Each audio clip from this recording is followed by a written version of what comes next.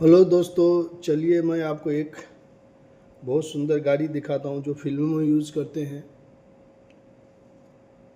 Artist लोग को उड़ाने के लिए। देखिए, ये इसका तोप का गोला है। यहाँ से ये घुमाते हैं, ऐसा दबा देते हैं घचा।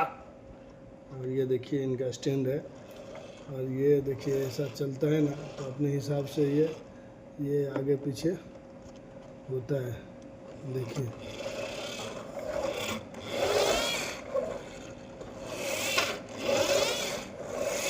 ये इसमें है, यहाँ पर इसमें देखिए इसकी चाबी भी लगता है। स्टार्ट करके छोड़ दीजिए तो ये कुछ 10-20 कदम तक जाता है। देखिए देखिए आवाज़ आ रहा है, इसके अंदर स्प्रिंग रहता है। ये देखिए, ये फिल्मों में ज़्यादा करके यूज होता है।